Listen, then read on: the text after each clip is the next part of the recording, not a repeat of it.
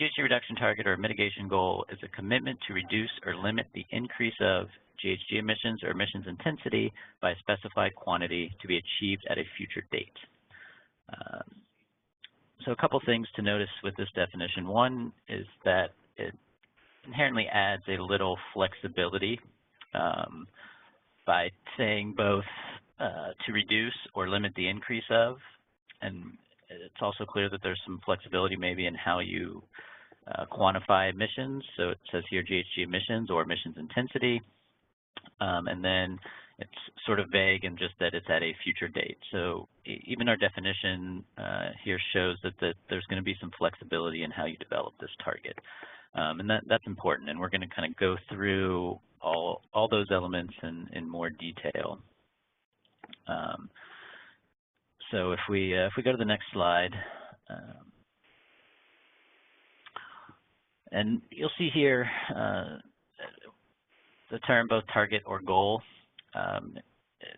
For the purpose of the training today, and in a lot of cases, you'll see these terms sort of used interchangeably, a reduction target or reduction goal.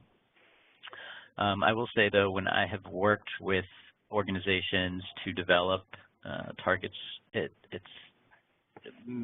helpful in communicating this throughout an organization to kind of define the nomenclature you're going to use and then try and be consistent. So for instance, typically the way I organize it is that I use the term target to strictly mean kind of the long-term future reduction that you're trying to achieve. And then if you have, say, metrics you're tracking or annual updates associated with that, you may have intermediate goals. I tend to use the term goal for anything that's sort of whether it's based around a specific initiative or something, but you have goals that will lead you to the target. And that's the way I've dealt with it in the past. You'll see other organizations deal with it in other ways, but just as a tip, you may want to sort of kind of define your nomenclature within your organization that makes sense for you and stick with it so there's not confusion. Because I have seen other organizations get confused when talking about a target versus a goal. Some people using them interchangeably, others not. So just something to think about. So if we go to the next slide. So what exactly are the elements that make up a reduction target? So there's really four major things that we're talking about here. And each of these need to be addressed when you are communicating or developing your target so that it is very clear what it is your organization is trying to accomplish. So the first is defining the goal boundary, and we'll go through each of these in detail. The second is the time frame. The third is the sort of goal type. And lastly, and probably most importantly, is what is the goal level.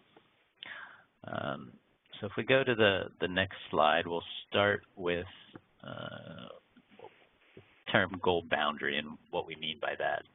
So there's actually a number of components that make up your goal boundary.